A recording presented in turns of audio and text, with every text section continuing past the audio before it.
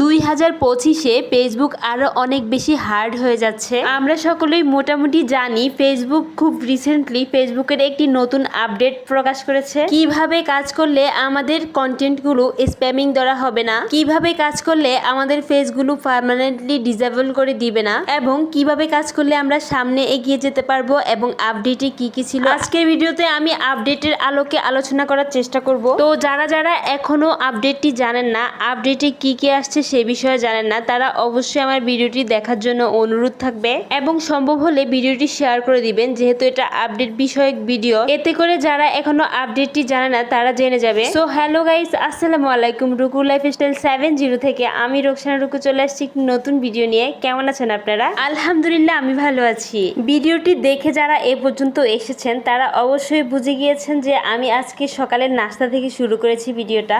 সকালে আমি খোলা জালি পিঠা বানিয়েছি। এই পিঠাটা অনেকেই খুব বেশি পছন্দ করে। এই পিঠাটা হাঁসের মাংস অথবা গরুর মাংস দিয়ে খুব বেশি ভালো লাগে, কিন্তু আমার বাসায় এসব কোনো মাংসই ছিল না, তাই আমি ডিম আর চা দিয়ে খেয়েছি। সকালে নাস্তা শেষ করে আমি কিছু জামা কাপড় ধুয়ে পানি জড়াতে দিয়েছি, সেটা ছাদে মেলে দিতে গিয়েছি। মাশাআল্লাহ, ছাদে অনেক বেশি রোদ। বর্তমান ওয়েদারে কখন বৃষ্টি থাকে কখন রোদ থাকে কিছুই বলা যায় না। বৃষ্টি শুরু না হতে রোদ থাকতে থাকতে জামা কাপড়গুলো শুকিয়ে বাসায় নিয়ে যেতে পারলেই শান্তি। জামা কাপড় বারান্দার চেয়েও ছাদে শুকালে খুব দ্রুত শুকিয়ে যায়। আর যেহেতু আমাদের বাসার উপরেই ছাদ, আমি থাকি তিনতলার উপরেই ছাদ, সেহেতু যে কোনো কিছু শুকাতে এখানে সুবিধা। এই যে আমি এখানে কতগুলো ডিমের কুসুম আর কলার খোসা শুকাতে দিয়েছি, এগুলো আমি আমার গাছে দিব। কিভাবে দিব সেটা অন্যদিন ভিডিওতে শেয়ার করব। আর ছাদ থেকে এসে আমি রান্না বান্না শুরু করে দিয়েছি। তো আসেন মূল আলোচনায়। 25-এর এই আপডেটে বেশ কয়েকটা বিষয় নিয়ে আলোচনা করেছে, তার মধ্যে অন্যতম একটি হলো হ্যাশট্যাগ। অনেকেরই অভ্যাস ভিডিওতে এক গাদা হ্যাশট্যাগ ইউজ করা, কিন্তু ফেসবুক স্পষ্ট জানিয়ে দিয়েছে 4 থেকে 5টা হ্যাশট্যাগ,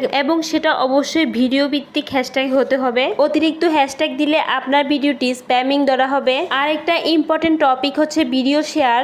অনেকেই নিজের মোবাইল একই ডিভাইস থেকে একই ওয়াইফাই থেকে ভিডিও শেয়ার দিয়ে থাকে, অথবা গ্রুপ কিনে ওইভাবে ভিডিও শেয়ার দেয়া থাকে। দেখা যায় যে তার ভিডিওতে ভিউ হচ্ছে 50 থেকে 100টা, আর শেয়ারও হচ্ছে 40 থেকে 50টা বা তারও বেশি। এই ক্ষেত্রে আপনার ভিডিওটি স্প্যামিং ধরা হবে। আপনি আপনার ভিডিওতে শেয়ার দিতে গেলে শুধুমাত্র 4 থেকে 5টা শেয়ার দিতে পারেন, তাও আবার অন্য ডিভাইস থেকে অন্য নেটওয়ার্কের আন্ডারে। এবং আরেকটি গুরুত্বপূর্ণ বিষয় হচ্ছে ভিডিওর সাথে মিল রেখে ক্যাপশন ইউজ করা, এবং অতিরিক্ত বড় ক্যাপশন যাতে না ইউজ করা হয়, ছোট মোটো করে একটা ক্যাপশন ইউজ করা। অনেকেরই দেখা যায় এমন একটা ক্যাপশন ইউজ করেছে, কিন্তু ভিডিওতে ঢুকলে দেখা যায় ওই বিষয়ে কোনো ভিডিওই না, বা বিশাল বড় একটা ক্যাপশন ইউজ করেছে। এইসব ক্ষেত্রে আপনার ভিডিওটা স্প্যামিং ধরা হবে। এরপরে হচ্ছে এমন ভিডিও শেয়ার করবেন আপনি, এমন ভিডিও পোস্ট করবেন আপনি যে ভিডিওতে নেগেটিভ মন্তব্য না আসে। অনেকেই এমন ভিডিও পোস্ট করেন আপনার অডিয়েন্স বিরক্ত হয়ে নেগেটিভ মন্তব্য করে, বা এমন মন্তব্য করে যেসব মন্তব্যগুলো নেগেটিভ মন্তব্যের আন্ডারে পড়ে অথবা দেখতে ভালো দেখায় না।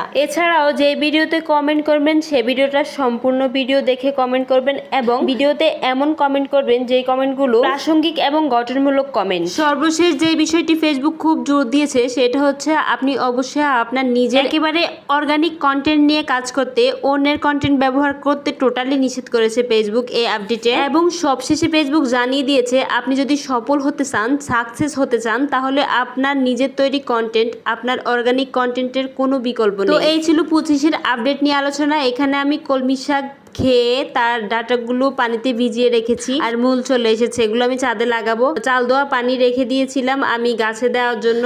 এই মরিচ গাছগুলো আমি নিজের হাতে করেছি, নিজের হাতে চারা, মরিচ থেকে চারা করেছি। এখন চারাগুলো আস্তে আস্তে বড় হচ্ছে। আর এখানে আমি কিচেন ওয়েস্ট গুলো সেগুলো জমাচ্ছি। এখানে অন্যরকম প্ল্যান আছে। আর আমার জামা কাপড়গুলো শুকিয়ে গিয়েছে, এখন আমি বাসায় নিয়ে যাব। ছাদের রোদের মধ্যে জামা কাপড় শুকালে জামা কাপড়গুলো একেবারে মুচমুচে হয়ে যায় শুকিয়ে। আর এখানে আমি কলার খোসা আর ডিমের খোসা যে শুকাতে দিয়েছি, এগুলো আস্তে আস্তে শুকাচ্ছে। ডিমের খোসাগুলো অনেক শুকিয়ে গিয়েছে, একেবারে জর্জরে একটা শব্দ করে। যেহেতু এখানে আমার বাসার উপরই ছাদ, তো চিন্তা করলাম টুকটাক করে একটু বাগান করি, সময়ও কাটবে আর ভালো লাগবে। এই যে আমার বাসা থেকে এই পাশটা সম্পূর্ণ খালি, জানলা দিয়ে তাকালে বিকেল বেলা অনেক ভালো লাগে। তো এই ছিল আমার আজকের ভিডিও। কেমন লেগেছে অবশ্যই কমেন্ট করে জানাবেন। সবাই সুস্থ থাকবেন, ভালো থাকবেন। আল্লাহ হাফেজ, আসসালামু আলাইকুম।